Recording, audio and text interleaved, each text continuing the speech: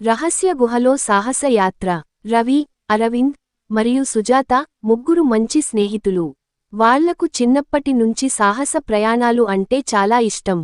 ఒకసారి ఒక పురాతనమైన గుహ గురించి ఒక పాత గ్రంథంలో చదివి దాన్ని అన్వేషించాలని నిర్ణయించుకున్నారు. ఆ గుహ చీకటి రహస్య గుహ అని పిలుస్తారు. ఎవరు వెళ్లినా తిరిగి రాలేదని కథలు ఉండేవి. కాని సాహస యాత్రికులైన వాళ్లు వెనుకడుగు వేయలేదు. అధ్యాయం 1 గుహ ప్రవేశం. మూకామీద ఓ చిన్న గిరిజన గ్రామం ఉంది. అక్కడి పెద్దవారి వద్ద నుండి కొన్ని వివరాలు తెలుసుకుని వాళ్లు ప్రయాణం ప్రారంభించారు. గుహకు చేరుకునే సరికి రాత్రి సమయం.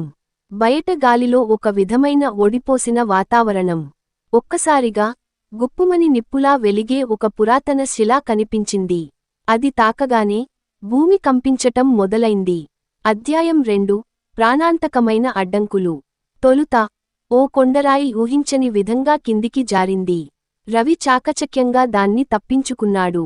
తర్వాత ఓ నది ప్రత్యక్షమైంది. అది సాధారణ నది కాదు, నల్లగా, లోతుగా ఉండి లోపల ఎవరున్నారో తెలియదు.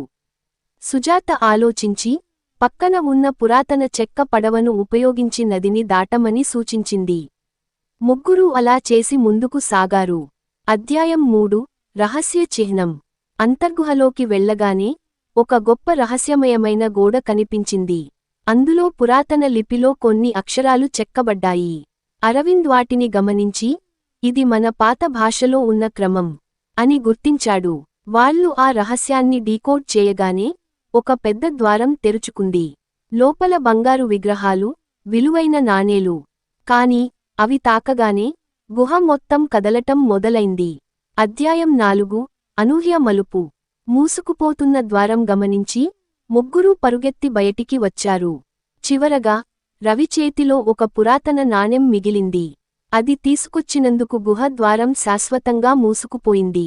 ఆ నాణెంపై ఉన్న లిపిని పరిశీలించగా అది 1000 ఏళ్ల క్రితం రాజుల కాలం నాటి ముద్ర అని తేలింది. ముగింపు. ఆ సాహస ప్రయాణం ముగిసినా వారు నిన్నటి దాకా ఎవరికీ తెలియని ఒక చారిత్రక రహస్యాన్ని బయటపెట్టారు.